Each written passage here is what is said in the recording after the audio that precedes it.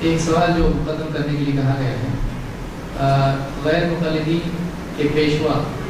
وحید الزماں صاحب موصوف نے فقہ حنفی کی مشہور کتاب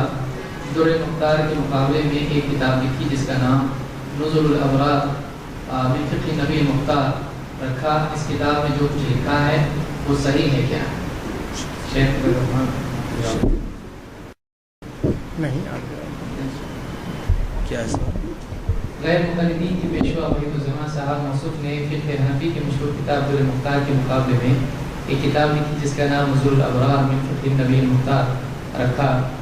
اس کتاب میں جو کچھ لکھا ہے کیا وہ صحیح ہے؟ کیا وہ سب صحیح ہے؟ دیکھیے، غیر مقلد سے کیا مراد ہے، میں یہ سمجھنے سے قاصر ہوں کہ کیا اس مجلس میں کوئی غیر مقلد ہے یا نہیں۔ جہاں تک جس سے سوال کیا جا رہا ہے یہ غیر مقلد کے بجائے اہل حدیث ہیں، اور ہر زمانے میں یہ اپنا نام اہل الحدیث ہی رکھتے رہے اور اسی کا اعلان کرتے رہے، اپنا نام یہی بتاتے رہے۔ نام چینج کرنا یا نام کے ذریعے سے کسی کو یاد کرنا کسی ایسے نام سے جو اسے اچھا نہ لگے، میں سمجھتا ہوں کہ قرآن مجید نے اس سے منع فرمایا ہے۔ تنابز بالالقاب سورہ حجرات کے اندر موجود ہے۔ اگر کوئی شخص یہ چاہتا ہے کہ کسی بھائی کو یاد کرے تو اس کے ان ناموں سے یاد کرے جو نام اسے پسند ہیں۔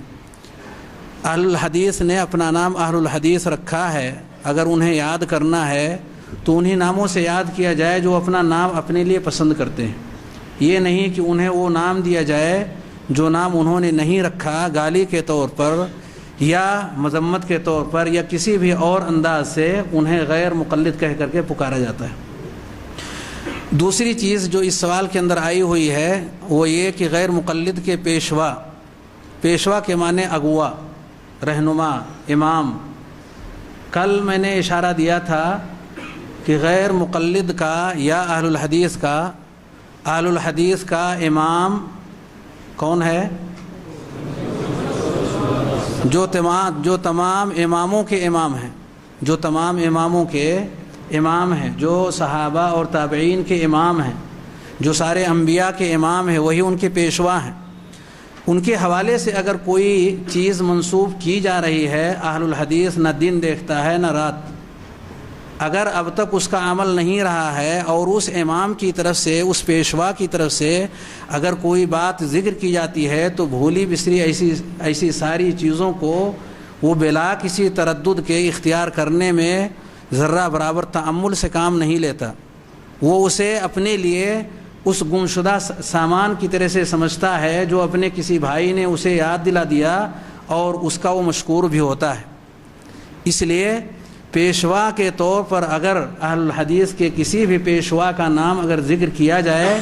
تو وہ پیشوا اگر کسی کو تسلیم کرتے ہیں تو وہ امام الانبیاء جناب محمد الرسول اللہ صلی اللہ علیہ وآلہ وسلم ہی کو تسلیم کرتے ہیں۔ ان کے علاوہ باقی جتنے بھی ہیں ان سب کے پیشوا بھی وہی ہیں، اور ہر ایک نے اپنی اپنی کوششوں کے ذریعے سے نبی کریم صلی اللہ علیہ وسلم کی اتباع ہی کی کوشش کی ہے۔ جو بھی اہل الحدیث ہیں، جس میں علامہ وحید الزماں رحمہ اللہ کی جس کتاب کا یہاں نام لیا گیا ہے، اللہ رب العالمین نے انہیں بھی یہی توفیق دیا کہ وہ بھی اپنی کتابوں کے ذریعے ہی سے وہ اللہ رب العالمین کا تقرب حاصل کریں، نبی کریم صلی اللہ علیہ وسلم کی اتباع کریں۔ اس میں کوئی شبہ نہیں کہ وہ اسی جذبے کے تحت انہوں نے اور ان کے علاوہ جتنے بھی اہل الحدیث کے ائمہ یا اہل الحدیث کے علماء، اہل الحدیث کے طلباء جو کچھ بھی تحریر کرتے ہیں، لکھتے ہیں، بولتے ہیں، اس کے پیچھے ان کا یہی مقصود رہتا ہے۔ لیکن کل جیسا کہ میں نے کہا کہ امام مالک رحمۃ اللہ علیہ کا فرمان ہے کل یؤخذ من قولہ ویرد الا صاحب هذا القبر، ہر ایک کی بات لی بھی جائے گی اور چھوڑی بھی جائے گی سوائے اس قبر والے کے۔ اس میں کوئی آدمی کتنا ہی بڑا کیوں نہ ہو، کوئی عالم کتنا ہی اونچا اس کا علم کیوں نہ ہو، وما اوتیتم من العلم الا قلیلا، ہم سب کے لیے یہ آیت فٹ ہوتی ہے کہ ہمیں جو کچھ بھی علم مل جائے وہ تھوڑا ہی ہے۔ نبی کائنات جناب محمد الرسول اللہ صلی اللہ علیہ وآلہ وسلم کو رب ذوالجلال نے جو علم دیا تھا، صرف وہی ایک علم ہے جس کو رد نہیں کیا جا سکتا، باقی اپنے جو بھی ائمہ ہیں، اپنے جو بھی علماء ہیں، ان کی کچھ باتیں جو کتاب و سنت کے موافق ہیں وہ یقیناً لے لی جائیں گی، اور جو موافق نہیں ہے اہل الحدیث سب سے پہلا انسان ہوگا جو یہ کہے گا کہ اس چیز کو اختیار نہ کی جائے، اس کی یہ دلیل ہے، اس کی یہ وجہ ہے۔ اور کچھ دیر پہلے جو میں نے ابن عباس اور ابن عمر رضی اللہ تعالی عنہما کا اثر ذکر کیا کہ جب ان دونوں نے ابو بکر و عمر رضی اللہ تعالی عنہم کے موقف کو انہوں نے رد اس لیے کیا کہ نبی کریم صلی اللہ علیہ وسلم کے فرمان سے یا آپ کے عمل سے وہ چیز ٹکرا رہی تھی، تو ہم کون ہوتے ہیں کہ اپنے علماء کے ان اقوال کو، ان باتوں کو، ان مواقف کو جو کتاب و سنت سے ٹکرائیں، ان چیزوں کو ہم قبول کر لیں۔ یہ کتاب اور اس جیسی بے شمار کتابیں سب کا ایک ہی حکم ہے کہ اس میں کچھ چیزیں موافق بھی ہیں اور کچھ چیزیں ایسی بھی ہیں جو موافق نہیں ہیں، ایسی چیزوں کو نہیں لی جا سکتی، ایسی چیزوں کو رد کی جائیں گی۔ جو بھی چیزیں ہیں اگر دلیل کی روشنی میں یہ ظاہر ہو جائے کہ وہ صحیح نہیں ہے، اہل حدیث ان چیزوں کو برسر منبر اس کو ذکر کرے گا، اسے یہ گستاخی نہیں ہوگی کہ یہ امام کی گستاخی ہو رہی ہے اور عالم کی گستاخی ہو رہی ہے، بلکہ یہ فضیلت ہے کہ نبی کریم صلی اللہ علیہ وسلم سے اسے جوڑا جا رہا ہے۔